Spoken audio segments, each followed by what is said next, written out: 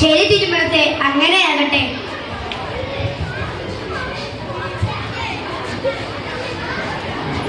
രംഗം 2.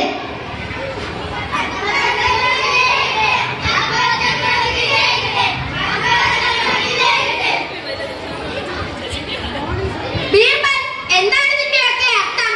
ഞാൻ പറഞ്ഞത് എന്നെ പഠിപ്പിക്കാനുള്ള ആളെ കൊണ്ടുവരാനാണ്. താങ്കൾ ഈ രാജ്യത്തിന്റെ പകുതിയോളം ജനങ്ങളെ കൊണ്ട് ഈ കൊട്ടാരം നിറച്ചിരിക്കുന്നു. എന്താണിത്?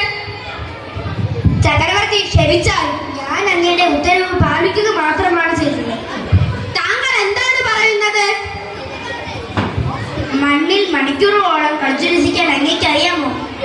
ഇല്ല. ഓരോ വിളവും എപ്പോഴാണ് നടേണ്ടതെന്നും നനയ്ക്കേണ്ടതെന്നും അങ്ങേക്ക് അറിയാമോ? ഇല്ല. വാഴവത്തുകളിൽ നിന്ന് പ്രയോജനമുള്ളത് തിരഞ്ഞെടുക്കാൻ അങ്ങേക്ക് അറിയാമോ? ഇല്ല ഇല്ല ഇല്ല, 1000 വട്ടമില്ല.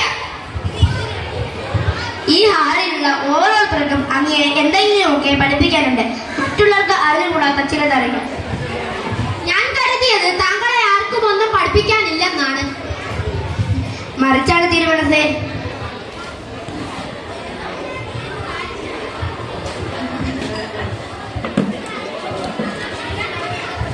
അങ്ങനെ ബുദ്ധിമാനറിയാം എല്ലാം പഠിക്കുക അസാധ്യമാണ്.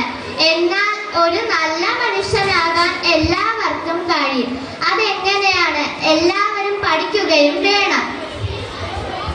താങ്കൾക്ക് ഇത്ര നല്ല അധ്യാപികയെ ലഭിച്ച അങ്ങ് ഭാഗ്യവാനാണ്.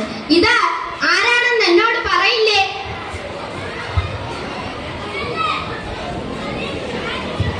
തിരുവനന്തപുരത്തെ, ഇതാണ് എന്റെ ആദ്യകാല അധ്യാപിക.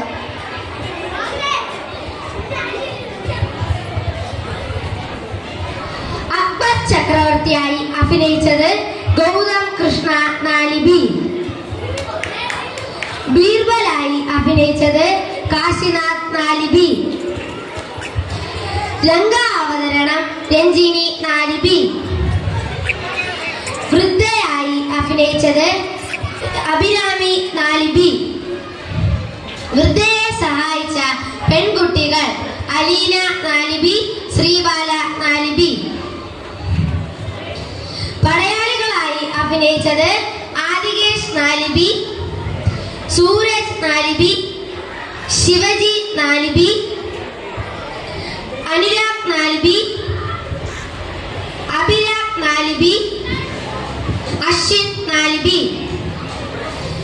എല്ലാ കഥാപാത്രങ്ങളെയും നിങ്ങളുടെ മുന്നിൽ പരിചയപ്പെടുത്തിയത് അർജുൻ കൃഷ്ണ നാലിയെ.